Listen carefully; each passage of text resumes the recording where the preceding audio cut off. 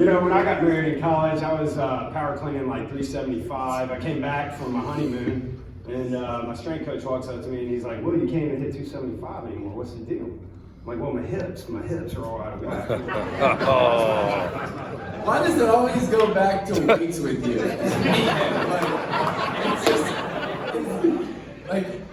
So how did this turn into Will telling a story about your max in college? Hey, training panel, come on, let's go. It's always about lifting weights. I'm noticing, you're actually looking good though. Thanks, man. All right, I'm actually pretty serious. So, believe it or not, and my memory might be foggy, a decade ago, this guy comes out of the University of Florida, and his agent gave him like 4 options to train, and flies him all over the country. He actually stayed at a place for a couple days, and then you flew to Nashville, and it was snowing. Just dumping snow. And I'm like, oh, there's no way we're getting him to train here. And you came in and you chose D1. Yeah. I'd love to know, like, why? Yeah, that's a really good question. Definitely. Honestly, I had the chance to go to some other places, and they were all intriguing and all had something special to offer, and would all probably have done a pretty good job. But for me, the number one priority was always the people that I was going to be around, because iron does sharpen iron. And when I walked into D1, the feeling, the people, the values, the attitude, I knew it was right for me. And it was something that I made the decision to stay and didn't even leave. And so we stayed in the pouring snow, and it was awesome. And it was a place that felt like home because, you know, honestly, I was going around and doing a lot of different things in the middle of training. And so when I came back, I wanted training not to feel like I was away from home. I wanted it to feel like home. And so every day when I'm out there foam rolling, or I'm rolling out on lacrosse balls, or I'm training, or I'm working out, I wanted to have people that I actually viewed as friends, or I wanted to be around, or were going to invest in me, or I could invest in them, and vice versa. And so every day, that was a part of the training. It wasn't just lifting weights, it wasn't just running, it wasn't just my 40 time. I've been working on those things genuinely since I've been 7 years old. This was also a place for someone at the time when there was a lot of scrutiny, and we were filming an ESPN documentary, and there's a lot of other things. You know, D1 wasn't just a place I could train. There were a lot of places that could do that. But we're a place that I believed in the values, I believed in the people, and it's actually going to make me better and actually restore me every day from all the stuff, not just physically, but emotionally that I was going through. Every day I was going to get built up. I was going to laugh. I was going to be happy. I was going to enjoy my hours there every day because I was going to spend a lot. And that's why I chose D1, and I'm so glad. Let's go!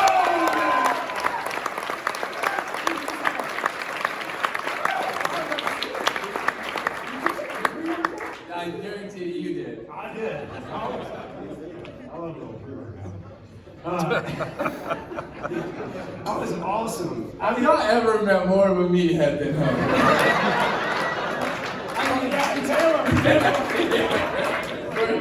For sure. No doubt. No, it's interesting, and I just reflect back on that moment. We were sitting in my conference room, and I looked at you. I don't know if you remember this, but I looked at you and I asked you. I was like, "Well, what are you looking for?" And you said basically that. And then you said, I don't know if you remember this, but you asked me a question. You said, "Can you match my intensity?" I don't know if you remember that. It was ingrained. Because like when somebody challenges a media, and did you grunt then too? And literally he did stay, and this is a testament to him. I just want you guys to know how hard a worker he is. I want to say within the week, it was like 4 a.m. He texted me, he's like, "Hey, we got to get a lift in because I got to go. You had to fly somewhere or do something." And you're like, "We got to get it in." And when I fly back tonight, we got to get it in again. We're up there in the gym at 4 a.m. Who's done? I just want to say this. Anybody coached at 5 a.m. at D1 here? Yeah, clap it up for them. Hey, it's a grind. This guy does that day in, day out. Day in, day out. He has to do it tomorrow morning. right? Yeah, tomorrow morning. Let's talk about a little training. While we're on the gym topic, Sure. while we're on meathead mode. So you've been through. You're obviously trained differently now. You've done several different diets. I know, following you, right? Aiden screwed it up earlier. He did. Definitely has some CTE issues right now. So you've done some different diets. You've done some different training programs. Like when you look back on it, was there an exercise or like a diet or just something like that has really triggered performance for you? Because you've been performing at a high level for a long time. Yeah, I think one thing that's important to understand that as trainers and people that are encouraging young people that are trying to reach a goal is it's not one fits all. I think that a lot of people really get stuck in that. Is this one exercise is right for everybody? This one diet is right for everybody? This one time of working out is right for everybody? I totally don't believe in that. I think there are so many different ways. The squat is not right for everybody. You know, a lot of people think, meatheads will say, oh, you got to do the squat to be the most powerful. No, you don't. Sometimes some people might have back issues, hip issues.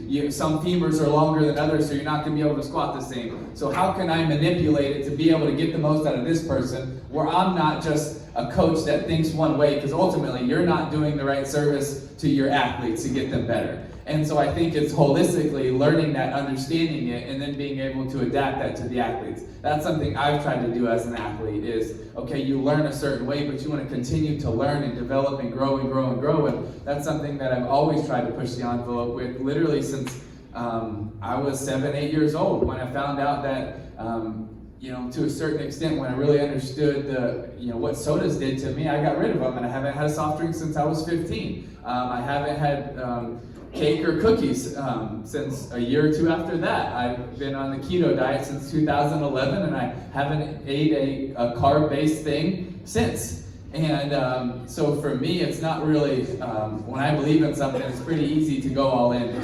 It's a choice. I decide to go all in, and I'm all in. But I do think that there's balance in it, and understanding yourself and how to push those envelopes. And so I think for me, how I encourage you guys is the goal isn't for people to do it your way. It's for you to get the most out of people.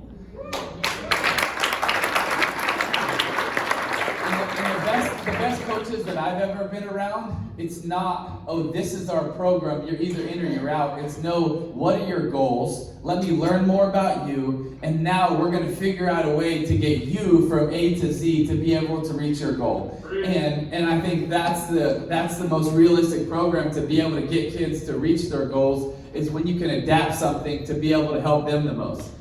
For me, that's been constant adaptation. So when I left football and went to baseball, it was like trying to squat heavy in season, which is something I love to do in football to be powerful. I can't do as much in baseball because I got to have more rotation as I'm swinging. So I squat heavy, it affects my swing, and so I have to adapt. And so I would switch it more to trap ball or front squats, kettlebells, and continuing to adapt. Still try to have the same power output, but be able to have more flexibility. That would be one example. And so it would be constant adapting. And I think that's something that I'd really encourage you guys to always look at. Is how can I learn more? How can I be able to maybe get the same result, but figure out a different way to get my athletes to that place? That's good. What about you hit it right there. What about a coach or a mentor?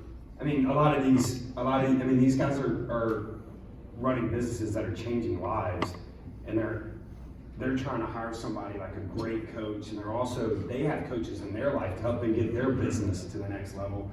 I'd love to know, like, maybe who's in your life now, or who's instrumental to you, as far as like just a coach or a mentor. Yeah, so many. I know you honestly, my high school coach had a huge effect on my life. I can still tell you everything he would preach. He passed away a few years ago, and I preached at his funeral in Southeast Oregon after they won a national championship up there in NAIA football. And if he was standing here, he would still tell you, our goal is to love you. Your goal is to love one another. We're going to play with character, strength, and honor. We're going to do what's right. We're going to do our best. We're going to treat others the way you want to be treated. I remember that because he told us that 1,000 times.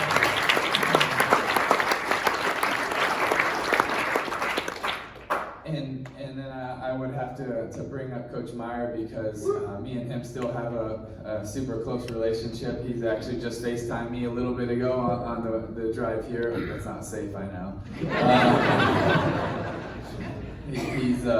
It's nice. He's up in the mountains skiing right now, so he's enjoying being retired a little bit. We'll see how long that lasts. When people ask me about Coach Meyer, what makes him a great coach, there's a lot of things that he did well. He would study the X and O's and be really good at that. He would be such a hard worker. He was really, really dedicated all the time. But by far, his best quality, and hopefully it's yours too, is he believed in people, and they believed in him. And that's what made him different than almost any other coach or person I've been around. Because when you're able to truly believe in someone and bring out the best in them, and they believe that in you, you can accomplish something special. So I remember when I was getting recruited, and it was just right down the street at Dolphin Stadium, and I was getting ready to play in the state championship game on December 12th, and we were blessed to win that game. We drove back to Jacksonville, and me and my family sat down together. It was me, my mom, my dad, and my four older siblings, Christy, Katie, Robbie, and Peter. And I said, okay guys, now I got to figure out where I'm going. In 3 days, I had to decide to tell the world on ESPN at 5 in the afternoon where I was going to be playing college football. And so the problem was I was stuck. I was stuck between 5 schools: Florida, Alabama, LSU, Michigan, and Southern Cal. So I sit them down and I write out all my pros and cons, and I was like, okay, let's try to narrow a few of them out, and then we'll bring in the last couple and we'll meet with them. And I was like, okay, well, Alabama, I love the passion, the tradition. Let's keep them in. And in Florida, there's something special about Coach Meyer. Let's keep them in. LSU is like Alabama, except not as good. So let's kick them out.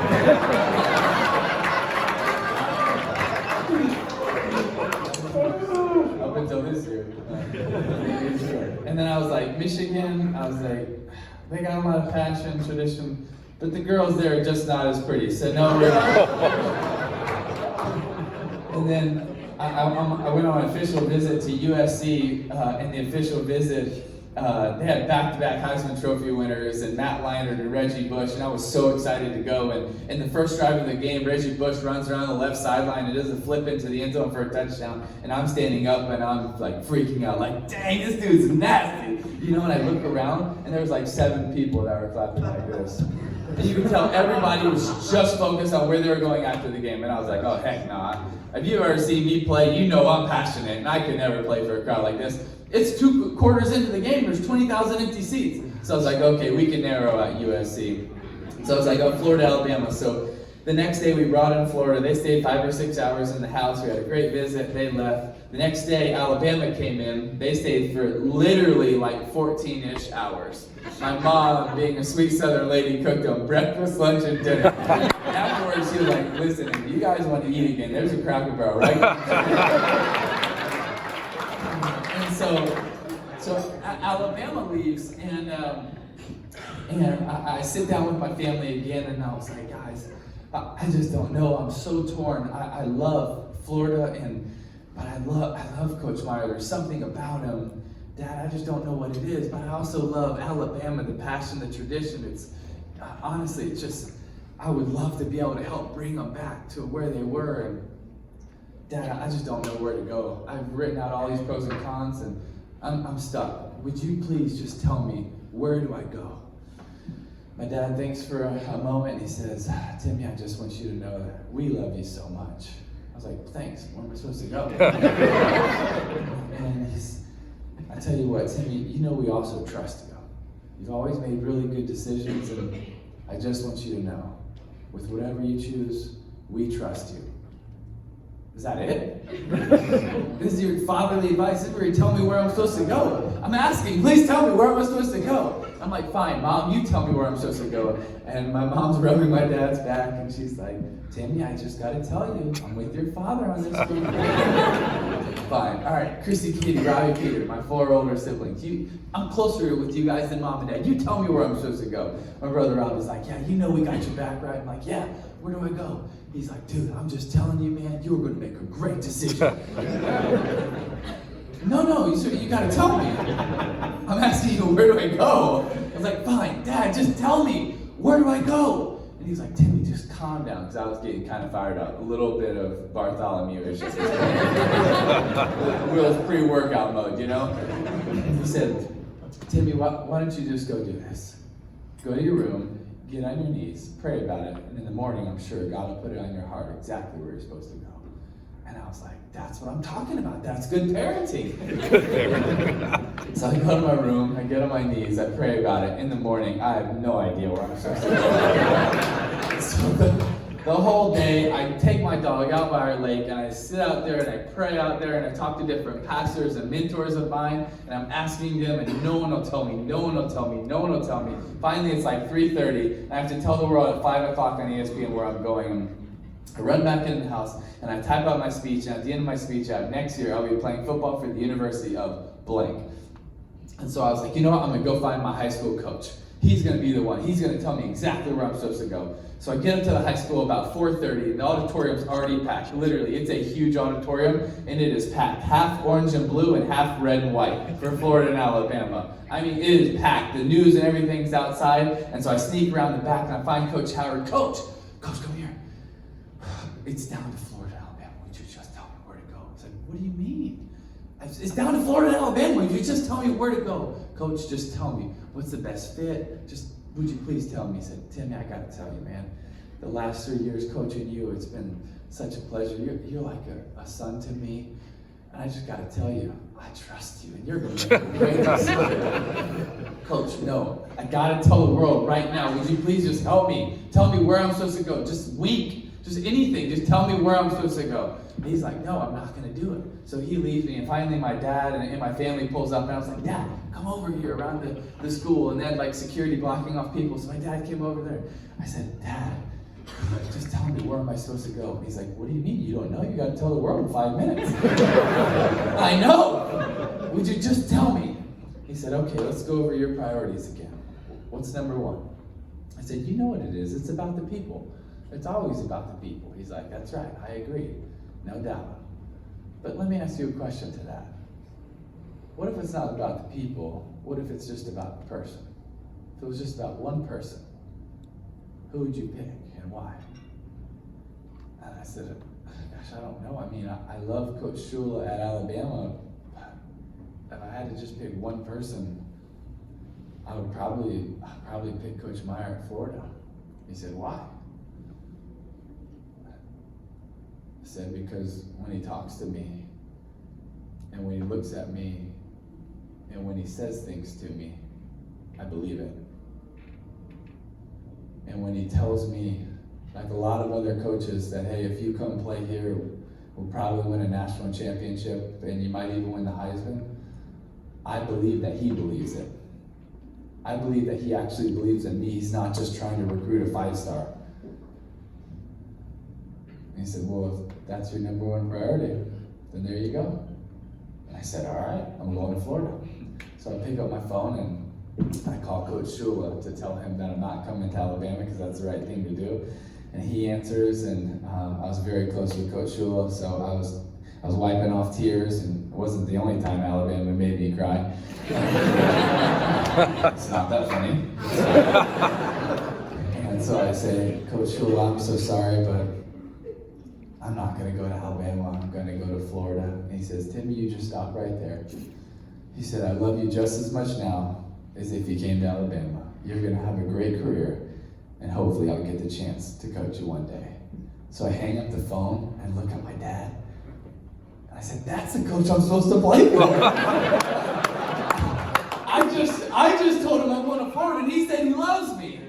I was like, no, I'm going to go to Florida. I'm going to go to Florida. So I pick up the phone and I dial Coach Meyer's number, and he says hello, and he doesn't understand because I'm wiping off tears. He doesn't know they're Alabama tears. And I'm like, hey Coach, he's like, how you doing? And I was like, I'm good. And I get ready to say, hey Coach, I'm coming to Florida. And right before I do, his phone goes dead. Oh God. This is a true story. And Coach Meyer's super patient. And so I'm dialing it back, and his dumb Blackberries, who's trying to get this thing turned on, and they're literally pushing me on stage, get on stage, we're about to go live, and I'm dialing it, and I'm not leaving a voicemail, something I've been dreaming on since I was 4 years, to tell them I'm coming to Florida on this voicemail. And so they push me on stage, and there's this big dais up here, and I sit down, my mom and dad, my coaches and family are all up here, and ESPN's miking me up, and the camera's in the back, and there's cameras all down here, and the place is packed, and going chants back and forth. And so as they're miking me up, and they're counting down from 3 minutes all the way till we go live, I say, hey, Dad, like, what? I didn't actually tell Coach Meyer I'm going to Florida. I can still go to Alabama. And so all the guys that could hear me, because I'm not live, but they can hear my mic from ESPN, they're like, what? Is this real, And so then they count down, 5, 4, 3, 2, it's like, Dad, 1, go. And so they start asking me questions live on ESPN. I'm putting on this happy face like everything is great. But the whole interview, I'm literally going back and forth on my brain. Florida, Alabama. I was running through pros and cons, offenses, everything in my brain. And finally it got to the end. They said, next year, where will you be playing college football? And the last thing I thought of was my dad's conversation. And why did I say Coach Meyer? I said Coach Meyer because he made me believe if I said yes to him, we were going to accomplish something special. Because he actually believed it. And there's a difference. When you actually believe in somebody, it's amazing to see what can happen in their life. It's amazing to see the change that can happen in their life. When you truly believe the best in someone, you see that in them, and then you watch that potential grow into something special. A little while ago, I heard about a young man who was a senior in high school, and he was struggling and pretty much failed at almost everything his entire life. Those are his words. And he was failing at every single one of his classes as a senior in high school. But he had one teacher that didn't even teach his class, but would go out of her way every single day for 3.5 years to encourage him, to fight for him, to believe in him, to do anything she could for him. And finally one day he goes to her and he says, I'm going to quit. I'm failing every one of my classes. I'm not going to go to college. I'm a failure. I need to quit, try to find a job, and see if maybe I can succeed at something, but it won't be this. I'm not smart, and I just can't do it. And she said, well, for me, would you just keep fighting a little bit longer? And for me, would you just go take the SAT test? He said, why would I take the SAT test? For me, would you please go take it? And so they go back and forth, and she keeps encouraging him day after day for the next couple of weeks, and finally he says, yes, just for you, I'll go take the SAT test. So he gets up early one Saturday morning and go take the SAT test, and his parents say, hey, where are you going? Early on a Saturday morning, he said, I'm going to take the SAT test. They said, why? You're going to fail. He said, well, you actually can't fail the SAT. And they said, if you could, you would. And so he's just so discouraged, and he goes and he takes the SAT test, and he feels like he does terrible on it, but he leaves, and a couple weeks later gets an envelope in the mail, and it was from his county, and it was the SAT test. And so he opens it and he starts to read, and this was when the SAT was based out of 1600, and he starts to read it, and it says, you scored a 1480 out of 1600 on your SAT score. And he tells his parents, I just scored a 1480 on my SAT. First thing his parents said were, how did you cheat? So he's just so discouraged, and he runs out of the house, and he runs to go find his teacher. And he finds her, and he shows it to her. Says, look, I got a 1480 out of 1600. She begins weeping uncontrollably, and finally gets it together, gives him a huge hug, and they're squeezing each other, and they're celebrating, and he's so happy. And she says, so now do you believe in yourself? He says, yes. He says to her, do you think there's any way that I could possibly graduate. If we set out a plan and I worked really hard every day, do you think we could do it? She said, yes. So they mapped it out that morning, a plan for him to graduate. He worked hard every single day, and he got every single one of his grades from failing to passing. And then with a really good SAT score, 1480 to 1600, he got into a pretty decent college. And when he's at the college, he was succeeding at everything he was doing because for the first time in his life, he actually believed in himself. And he found out when he was at school that he liked creating things because he now believed in himself. So he believed he could create whatever he wanted. So he started creating a couple small businesses while he was in college. And then when he graduated, he got another idea where he wanted to start even a bigger business. And so he started that. And 10 years later, he won one of the biggest awards in the country for being one of the entrepreneurs in the country. And had so much success. And a few months after he won that award, he got a letter from the county in which he grew up in. And he's sitting there with his family, and he opens this letter, and he starts to read it. And it was telling him that every year they go back and kind of do an audit on themselves to make sure they don't screw up any of their SAT scores. And so he starts to read it, and they say, we're so sorry, but we made a mistake on your SAT score. You didn't actually score 1480. You actually scored 740.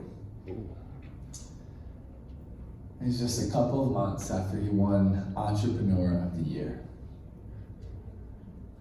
And he's sitting there with his family and his kids now, and he's thinking about the moment that changed his life. And that moment was a lie. A piece of paper told him he was smart, and he believed it, but it was a lie. You see, what mattered wasn't the piece of paper. What mattered was that for the first time in his life, he believed in himself. First time in his life, he believed in himself. He believed in himself that he mattered, that he had purpose, that he had significance, that he wasn't an accident, that he wasn't an idiot. And so for the rest of his life, he started crushing things because he believed he could. Because he believed he could. You see, if a piece of paper can do that for a young man, what can you do for a young man or a young woman? By believing in them, by getting them in shape, by sharing purpose and values and significance and meaning, that they're not an accident, but they're important. If a piece of paper can do that, how much more can you do that in someone's life? You see, I love the theme of belief that you have in this conference. But it's so much more than just getting in shape. It's so much more than just a workout. Because it's about purpose. It's about passion. It's about meaning. It's about significance. And it's about what you can bring to someone's life every single day.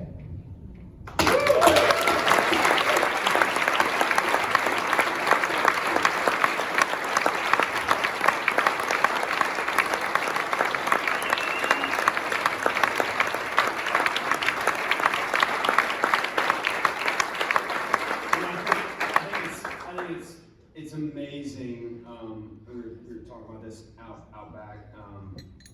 Just that he chooses to be a part of our culture and all the reasons he described before, right?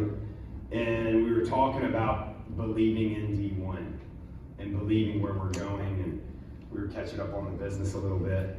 And I would love just for you to share just a little bit about why, because you could be involved in a bunch of businesses. I mean, people hit you up for $1 billion fitness concepts, I know, and nutrition companies, and you've chosen to be a part of D1. And I know that means the world to like Dan and I were just sharing with you. Like that means like we're super grateful for that. And I think it's important. You have these owners, they chose. I shared the stat. You guys, this is the 4%ers. We awarded, out of all the people that went through our application process to be awarded a D1, we chose 4% of them. And that's who's sitting in this room. And I think it's just, I think they would love to hear why did you choose D1? Because even like, I know one of your friends is good friends is looking at buying a D1 that you sent over just the other day. Yeah, it's very easy for me because it's more than just a workout. Workouts are awesome. I love getting in shape. I love pushing myself. I believe that you do too. I hope you do. I think that's important. I think we're literally called as stewards to be to make the right choices with our body, as with our time, resources, energy, and talents. But that it's more than that. That's why I love D1. It's because it's not just a workout. It's a place where a young kid can find hope. It's a place that someone can go to and get believed in. It's a place where someone can go and they can have friends. It's a place someone can go and they're not going to be made fun of. It's a safe haven for somebody that maybe they get bullied or maybe they don't feel at home, but they can go there and they can feel at home. And hopefully for you that it's not just a business, it's not just a job, but it's a calling. It's a calling to love people. It's a calling to invest in people. It's a calling to make people better. You know, it's pretty awesome when you get to merge your job and your calling. That's special. And you know, that's something that I've always tried to do. In everything I do, you know, I want to be able to transcend it where it's not just a job. Because if all it is a job and you work people out from 9 to 5 and then or maybe from 5 to 5. 5 a.m. Yeah, with your 5 a.m. class. And then you finish. It's kind of rewarding because you got people in shape, but there's still a piece missing. But man, if you can holistically love that person, holistically train that person, holistically help that person, and you can turn that job into a calling, you can turn that 5 to 5 into a ministry every day. Now you're not punching the time clock, but there's ministry in it every day. There's life-changing calling in it every day. That's important. That's valuable. That gives you meaning, and that gives you significance. And you know what? One of my biggest fears is being successful in something that doesn't matter, because I would call that tragedy. You know, I think there's a lot of people in life that they're going to look back one day and they're going to view their lives as tragic, because they were only successful in things that don't matter. But man, if you can turn your success into significance, now you're really talking about something special. Because I want you to be successful. I want to be successful. I want Will to be successful. Because I think that's a biblical principle. Whatever your hand finds to do it with all your might. You need to be good. God gave you your talents, resources, ability to be good. But not just to be successful, to be significant. See, success is about you. Significance is about other people. Do you turn your success into significance? That's one of the bigger questions. Love that.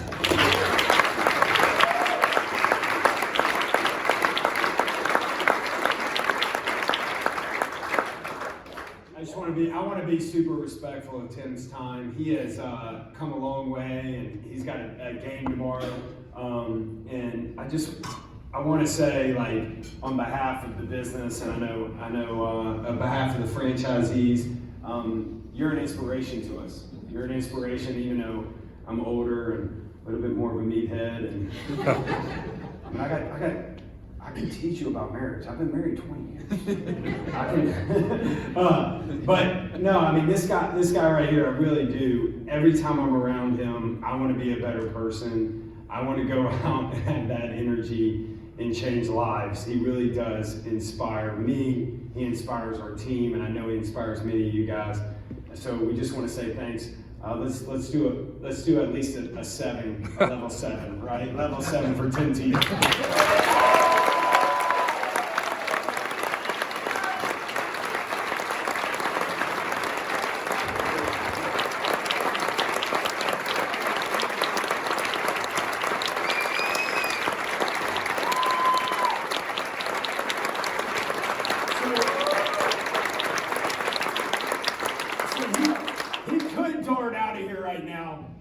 And I asked me, he said he wanted to lean in just a little bit more. Lean in just a little bit more. Right? That's what I said. Yeah. Lean in a little bit more. Word for word. Yeah. Word for word. No, he didn't say that.